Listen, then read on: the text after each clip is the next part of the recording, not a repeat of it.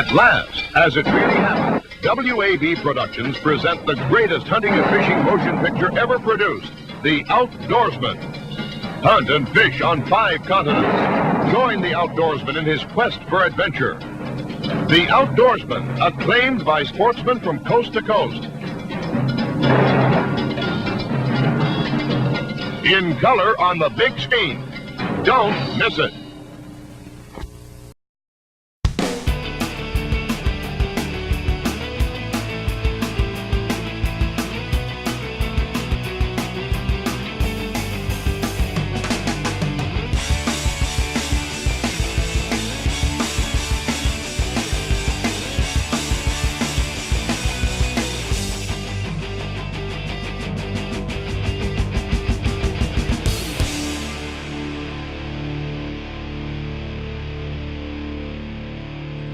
Welcome to the second episode of the Iowa State Sportsman Show. I'm your host, Ben Tutman. I'm Kyle Wood. And I'm Nick Johnson. Today we're going to take a break from the ice fishing and take you back to last fall on an early season goose hunt that Kyle and I went on and a late season goose hunt that Nick shot for us in December. So Kyle, why don't we talk about that early season hunt? Yeah, that early season hunt took place over Labor Day weekend, which is the first season, the early season in Minnesota. We were 30 miles from Canada in northwestern Minnesota. A lot of birds up there. We hunted for a couple days. The first day wasn't so good. We hunted a small pasture with a smaller spread. Only killed a few birds. Saw a lot of birds flying north of the location we were at. There was a wheat field that ended up getting cut that night. We decided the next day we were going to run a little traffic in that field and see if we couldn't pull in a few more birds, and it ended up working out really nice for us. Yeah, I think we got some great footage out of that. And we're going to show that to you right now. So enjoy this early season hunt. All right, what are we doing? There's a low spot up here. I'd say we put the blinds there, so it'll be a little bit better hide. Now wind's still coming from the south, so we'll just set up so they come in and we'll shoot them a cross shot. That'd be all right. Let's do it. Good, let's do it. What we're doing, we got our blinds in this low spot, and we got a wind straight out of the south.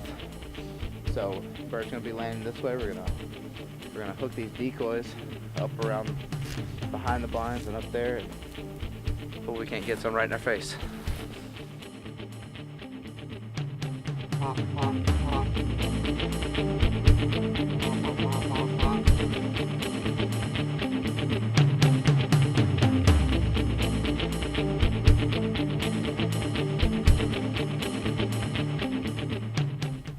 Kill him.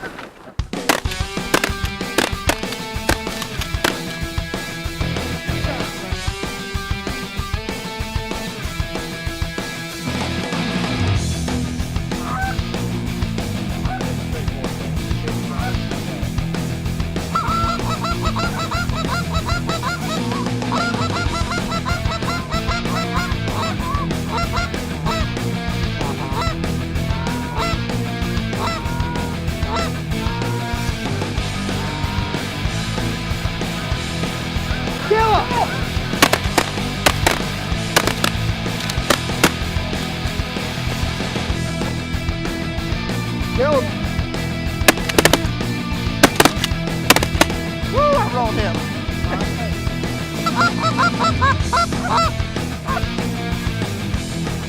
Pop, pop, pop.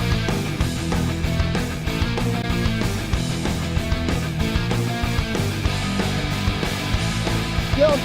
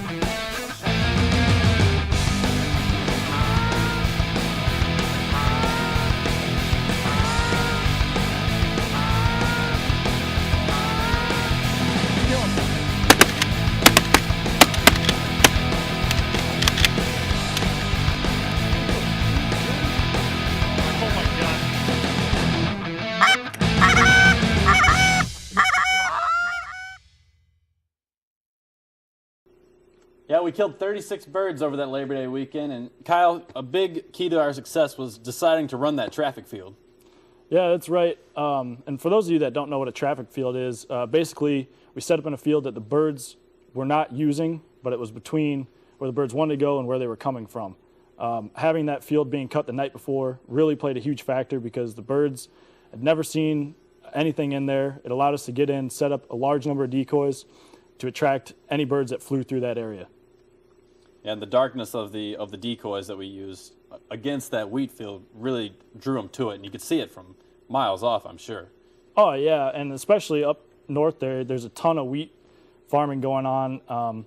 There's so much food that the birds can really feed wherever they want. So it was just a matter of saying, hey, you need to come here, and that's what we did with the large We got spread. the good wheat here. Mm-hmm. This stuff That's right. Keystone. We got the Keystone wheat. Anyways, we're going to take a break. When we come back, we're going to take a look at that late season hunt that Nick shot for us in December. So keep it here on the Iowa State Sportsman Show.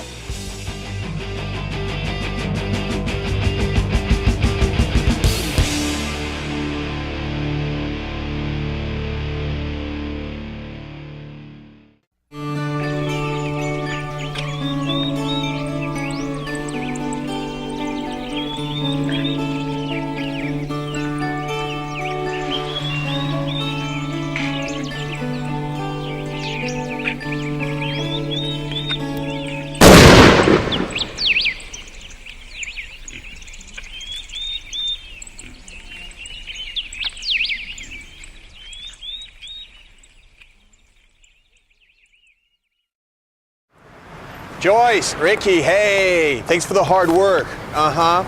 Great, listen, seriously, you're fired. Go for Ricky. Hey, how's that retarded kid of yours? Still retarded? How about you give me a call after you finish ovulating? Say hi to Mom, I gotta go, another call. Hey, Chaz, buddy, you were loaded last night. I can't believe you brought that wounded moose home. Oh, I'm sorry, I'm on the phone. Hot mommy alert. Uh-oh, she might be the nanny, huh? Breast milk, Kahlua, love it.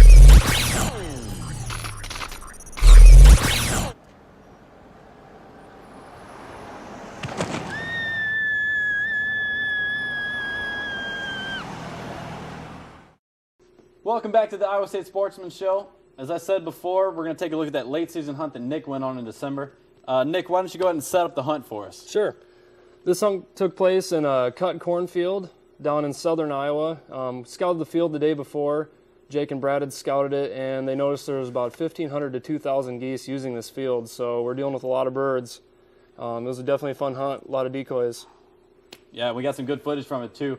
So enjoy this first part of the late season hunt.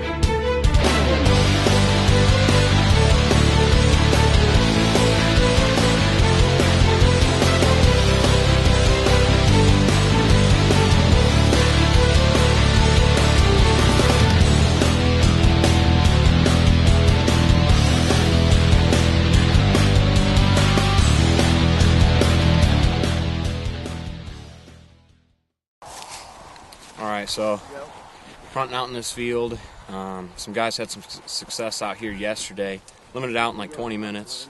There's tracks everywhere. They were here last night. They want to be in this field. They pretty much got the snow all melted off it. They've been in here so hard. So should have some good shooting today. Hopefully this weather doesn't change up their pattern. Stay tuned and get some good footage.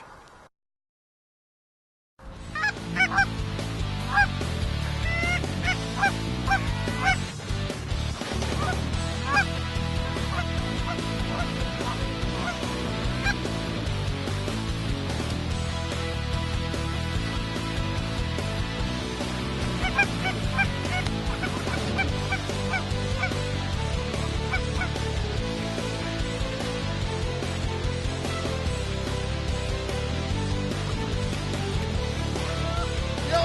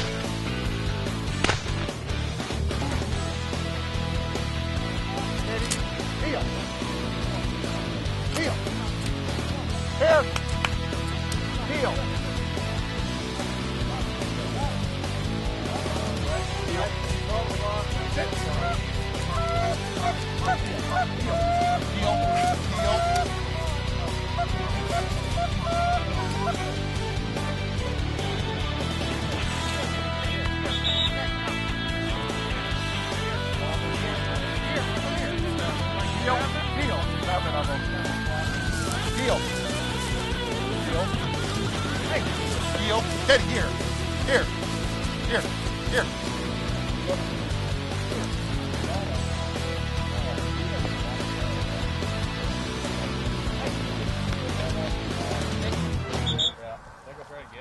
I hear more. We'll get it later. They're the ones that are belly up. Here. Here. I hear more. See, heel. Here. Yeah. Here you go. Yeah.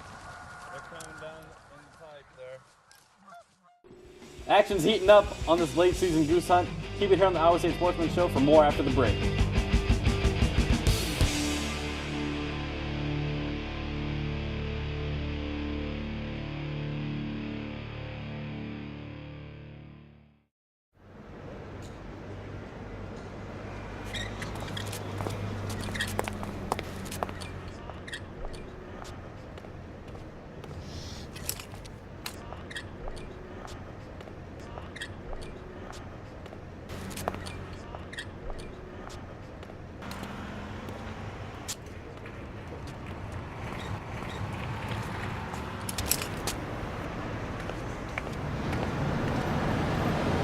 Could you help me across the...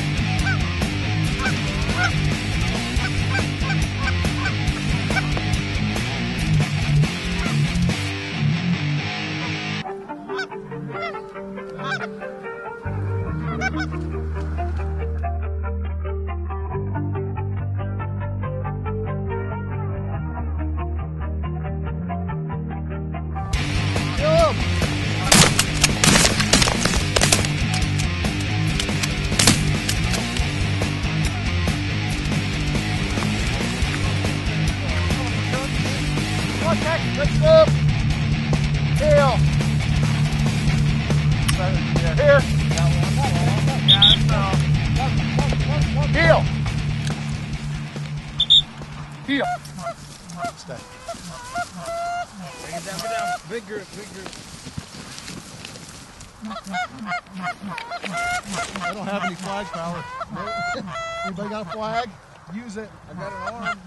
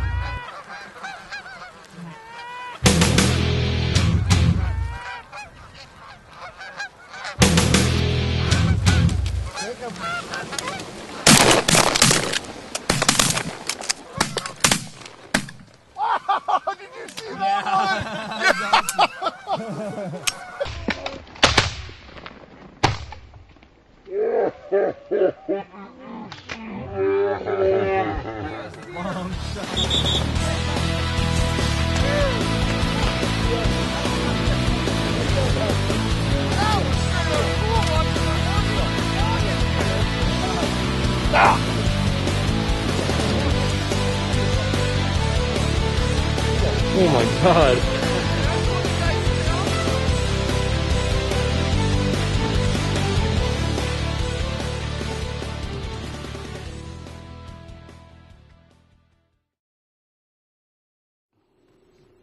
Well, they killed a lot of birds on that late season goose hunt. And Nick, let's talk about some of the variables that went into making that a successful hunt. Sure. Well, one of the things we noticed before scouting, looking at the field, was the geese were sitting out there in a real tight group feeding. Typically this happens during late season when it's real cold out. So we tried to imitate this. We got on the X the next morning, set up our decoys in a nice tight group. We put out about 6 or 7 dozen. And instead of leaving a giant landing zone, we actually made just a random cluster of decoys, put our blinds in the middle of it, put me behind them with the camera. Another thing that we did that we typically don't do with geese is shoot into large flocks, as you may have seen. Usually we wait and get the smaller groups, because shooting into larger flocks, you can educate birds pretty quickly that that's not where they want to be. So, but the fact that we had so many geese in the area really didn't make a difference. Yeah, and you know, as much as I love hunting early season when it's nice and warm, you can never beat a late season goose hunt. Definitely. Absolutely. You guys killed a lot of birds and it looked like a great time.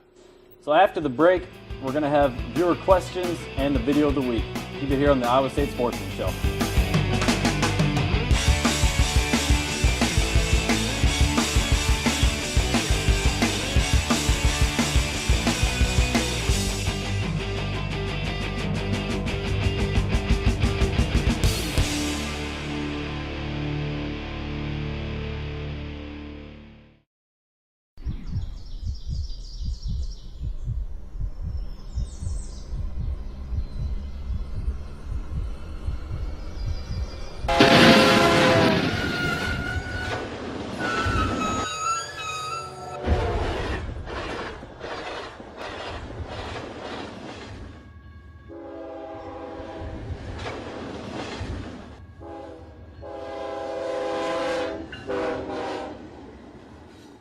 Welcome back to the Iowa State Sportsman Show. It's time to answer your viewer questions as posted on Facebook. Got a couple turkey hunting questions to start us off tonight, guys. First question comes from Adam Tutman. He asks, with turkey season coming up, what are the best things to look for while scouting without actually seeing turkeys? You know, that's a really great question, because a lot of times people nowadays don't really have much time to get out and scout. So you might be scouting an area that has birds, but there might not be any birds that you physically see while you're scouting. So the first thing you want to look for is a dusting site. And a dusting site is usually a spot in the dirt or sand that looks like a fishbowl kind of. And it's basically where the turkeys lay down and dust themselves, get lice and mites off of them. That's always a sign. Birds are always going to go to that. They usually do that a couple times a day. So if you can find a spot like that, you can usually sit down, kill a bird around that area. I know I've done that a couple times. But besides that, if you can't find any dusting sites or it's been raining for a while, just knowing where the birds like to roost and where they like to go to strut in the morning. For example, if you have a draw down here where the birds are roosting and you know they're going up to this big cornfield, you know, half a section cornfield, knowing that you can get between there, where they want to go and where they're roosting, usually a great way to find a bird. All right. Our next question comes from Justin Richardson. He asked, what are the advantages and disadvantages to various turkey loads, and what is the recommended chamber size for turkey hunting? Yeah, definitely some advantages would be to find a more high quality load at the store. A lot of times, you know, when you're going to buy shotgun shells, you're looking for a cheap brand because you're looking to save money. But with turkey load, you don't necessarily want to do that. Go with a brand such as Heavy Shot, something that's going to be a little more expensive, because in all reality, you're only going to be going through 1, maybe 2 shotgun shells a year. And when you get a box of 10, that's going to last you a couple seasons. Yeah, and the other thing, too, is you kind of want to think about the distance you want to shoot at. You know, you're going in with a 6-shot, you'll have more pellets, but you won't be able to reach out and touch them as far as you would with shooting 4-shot. So it's kind of nice to take into account, you know, if you're shooting a really tight choke, a really extended range choke, thinking about, you know, maybe your kill shots are going to come 30 to 40 yards and you might want to shoot maybe a 5-shot. I personally prefer a 6 just because I like having more pellets. And I've killed turkeys even out to 45 yards with that, but it's probably only at least 1 or 2 pellets that's doing the job. I usually like a 5-shot, kind of a happy medium with an extra full choke. My gun's only chambered for 3-inch, so I don't get the advantage of having a 3.5 like some people do. All right. Okay. Our next question comes from Ann Cuddy. She asks, where can I find the most fashionable hunting outfits, and what are the trends in hunting fashion this spring? This spring, I don't really know of any new camo patterns that are coming out, but my personal favorite is Realtree Hardwoods Green. I know I look pretty good in that in the spring. Well, the turkeys think so too. Yeah, I'm sure they do. I'm rocking the High Plains camo here, but typically you go for something like what Ben's wearing there, some KW1 in the fall for ducks. Yeah, maybe some Max 4 if you're in dark setting. And you have Nat gear. You can Nat never gear, go wrong. never go Always wrong with Nat fashionable, gear. as you can see. Do the women like Nat gear though? My girlfriend doesn't. Oh, okay. Yeah, there's a lot of variety in the camo patterns out there. And it's really all about finding the right camo patterns to match your complexion and everything, right, guys? That's right. I don't think so. Anyways, we're going to get more serious now with a question from Alex Kelly. He asks, have any of you had any run-ins with any dangerous animals in the wild, such as a mountain lion? If you run into an animal like that, what should you do? Mr. Kyle, I believe you had a run-in with a certain type of animal. Tell us all about that. Yeah, when I was turkey hunting a couple years ago, I actually had a bobcat. I wouldn't say it was charging me, but it definitely ran at me, and it knew I was there. It was probably one of the scariest things I've ever encountered in my life. Basically, I froze because, this bobcat was running at me. I suppose I could have shot it, but I just rolled over and kind of nudged him with my foot, and he jumped and ran away, but I don't know, that was scary. Yeah. Well, I know it's definitely scary because I had something like that happen to me too. When a few years back we were deer hunting in the stand overlooking this point on the rivers, and it was about maybe 300 yards from the clearing where our cabin was. So it was just down the road. My buddy and I were sitting at that deer stand, and it was pretty cold that day. So I decided I was just going to head back to the cabin. My buddy had just gone back and grabbed some more shells for his gun. But when he came back, I said I was going to leave. So I get all the way back to the clearing where the cabin was, and I noticed he'd left his rifle bullets on the ground, or they'd fallen out of his pocket. So I picked him up. I'm like, I didn't yell. I just kind of held on and go, Jake, but didn't hear me. So I go about halfway back, and I hear this crashing coming out of the woods. I turn to my right, and there's this cub and this mom black bear come crashing out of the woods, and the mom is running right at me. So I turned, and I took a couple steps, and I fell flat on my face. And at this time, I'm thinking, oh boy, I'm dead. Maybe I should just play dead. Everything they say on the Discovery Channel about act dead or get up and act like you're the big person. I said, screw that. I'm getting up and I'm going to run. So I picked myself off the ground, ran back in the cabin. I didn't leave for another day or two. So it's pretty scary. You run into some scary stuff out there. But Nick, you said you had something happen to you too. Yeah. Terrifying. Terrifying, yeah. I don't know if I can top your black bear story, but I got stalked by a very elusive animal in Iowa called the redneck. I was bow fishing one time down on a river, and I kept hearing this walking behind me. Looked over my shoulder, and I saw this face peering out of the timber. I couldn't figure out what was going on. He must have tracked my candy bars or whatever I had on me, maybe some empty beer cans on the bank. So I kept bow fishing for a while, and the guy just was completely on my trail the whole time. Maybe he was just trying to see what I was doing, but I got kind of close to him and saw that he didn't have a shirt on, and that he was wearing just some nice low cut-off shorts. So kind of got out of there. I didn't want to confront him. That's probably a good call, man. I think that's more terrifying than the bear. Could be. Oh, for sure. Guys tracking you down? Any number of things could happen. All right. Well, with that, we're going to take a look at our video of the week, which features a person getting attacked by an animal.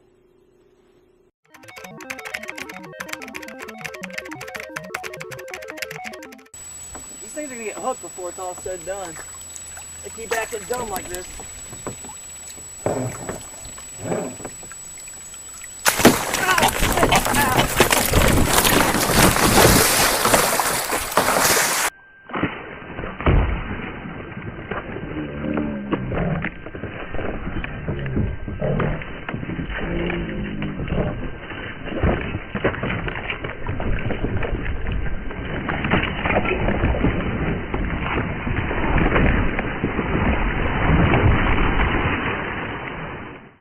Well, guys, what do you got to say about that video?